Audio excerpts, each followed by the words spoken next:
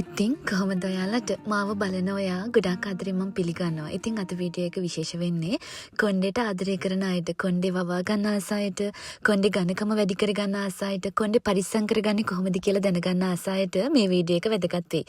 ඉතින් එහෙනම් අපි යන් වීඩියෝ එකට. ඔයා මුලින්ම ඔයාගේ කොණ්ඩේට ආදරේ නම් මුලින්ම තෝරගන්න ඕනි කොණ්ඩේ පීරන්න කොණ්ඩේට ගැලපෙන හොඳ පනාවක්.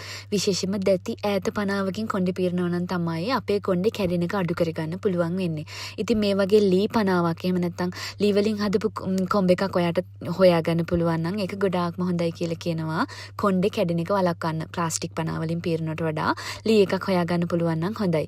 ඊළඟට අපි කොණ්ඩේ අවුල කඩන විදිය හොඳටම වැදගත් වෙනවා අපේ කොණ්ඩේ කැඩෙන එක අඩු කරගන්න. අවුල කඩන්න ඕනේ අග ඉඳලා.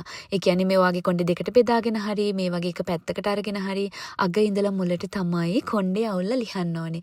එතකොට කොණ්ඩේ කැඩෙන එක අඩු වෙනවා. අඩු වෙනවා කියන්නේ නැත්තටම නැති වෙනවා හොරු වෙලා ගියාම.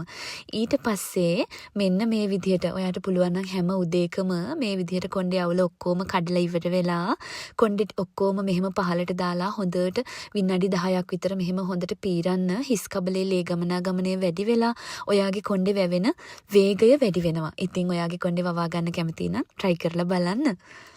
ඉතින් ඊට පස්සේ තියෙන්නේ ඔයාගේ කොණ්ඩේ ආදරෙන් මෙහෙම පරිස්සම් කරගන්න පුළුවන් හොඳ hair pack එකක් සතියකට සැරයක් දෙසරයක් use කරන එක තමයි. අද මම use කරන්නේ මෙන්න මේ වගේ හදාගන්න hair pack එක. මේ තියෙන්නේ හනයට. හනයට මේවා ගන්න පුළුවන් ආයුර්වේද බෙහෙත් බඩු කඩවල් වලින් ගන්න පුළුවන්. හනයට කියලා ඉල්ලුවොත් ඔයාට ග්‍රෑම් 100ක් විතර ගත්තොත් ලොකු ප්‍රමාණයක් තියෙනවා. ලොකු කාලයක් පාවිච්චි කරන්න පුළුවන්. ඊට පස්සේ මම මේ hair pack එකට එකතු කරනවා අපේ කුස්සියේ තියෙන උළුහාලඩ ටිකකුත්. ඉතින් මුලින්ම හනයට වල ගුණ ගැන කිව්වොත් එහෙම ඔයාගේ හිස කෙස් වල ශක්තිමත් භාවයට, ඒ කියන්නේ ඔයාගේ කෙස් යනවා නම් මේක ගොඩාක්ම හොඳයි. ඉතින් කොණ්ඩේ අනේක වළක්ව ගන්න, ඊට පස්සේ කෙස් වල ශක්තිමත් බව වැඩි කරගන්න, ඊට පස්සේ කෙස් වල ඝන භාවය වැඩි කරගන්න. ඒ වගේම ඔයාගේ ඔළුවේ ඉස්සොරි තියෙනවා නම් ඒකටත් මේ හනයට ගොඩාක්ම උදව් වෙනවා ඒ ගතිය නැති කරගන්න. ඉතින් එහෙනම් ශක්තිමත් සහ ඝන කිස් කලඹක් ඔයාට ඕනි නම් මේ hair pack එක ඔයාගේ ඔළුවට use කරලා බලන්න. ඉතින් හනයට ටිකක් අරගෙන හනයට කප් භාගයක් වගේ මම මෙතන ගත්තා මගේ කොණ්ඩේ චුට්ටක් දිග නිසා. ඉතින් ඔයාගේ කොණ්ඩේ ප්‍රමාණය අනුව හනයට ගන්න ප්‍රමාණය තීරණය කරන්න පුළුවන් ඔයාට. ඊට පස්සේ මේ වගේ හනයට ටික වැහෙන්න චුට්ටක් වැඩියෙන් වතුර ටිකක් දාලා උළුහාල් ටිකත් ඒකටම එකතු කරලා මේ විදිහට අපි විනාඩි 15ක් විතර අඩු ගින්දරේ තැම්බෙන්න තියන්න ඕනේ. ඔහොම තැම්බෙන්න තියනකොට ඔය වගේ පෙන උඩට එනවා කියන්නේ ඒකේ ජෙල් එක හැදිලා තියෙන්නේ. ඔයාට හැන්දේ චුට්ටක් උඩට කරලා බැලුවාම අර බින්දු වැටෙන ප්‍රමාණය ටිකක් වේගය අඩුයි නම් ඒ කියන්නේ ජෙල් එක හැදිලා තමයි තියෙන්නේ. එතකොට ඔයාට තියෙන විනාඩි 15කින් විතර ලිප් ඔෆ් කරගන්න තමයි. ඉතින් මහා ලොකු වියදමක් යන්නෙත් නෑ මේකට. ඉතින් ඔයාගේ කොණ්ඩේ වැටෙන එක වළක්ව ගන්නත් පුළුවන්, ලස්සනට දිගට කොණ්ඩේ වවා ගන්නත් පුළුවන්. ඒ වගේම කොණ්ඩේ අවුල් සහගත භාවයේ මේ ජෙල් එක ඔලුවට දැම්මහම අඩු වෙනවා. ඉතින් ඊට පස්සේ තියෙන්නේ මේ විදිහට වීදුරු බෝල් එකකට අපි තඹ ගත්ත අර ජෙල් එක පෙරා ගන්න ඕනේ උණුවෙන්ම. මොකද නිවුනහම පස්සේ මේක පෙරන්න අමාරුයි. මේක ජෙල් එකක් නිසා. ඇට වලින් වෙන් කර ගන්න ඕනේ. මොකද කොණ්ඩේ ඇට පැටලෙනවනේ නැත්තම්. ඊට පස්සේ මේක විනාඩි 30ක් විතර නිවෙන්න තියලා ඊට පස්සේ මේකට එකතු කරන්න පුළුවන් කෝමාරිකා ජෙල් ටිකක්. කෝමාරිකා ඉතින් ගෙදර කෝමාරිකා ගහක් තියෙනවා නම් ඔයාට ඒක අමුවෙන්ම එකතු කරන්න පුළුවන්.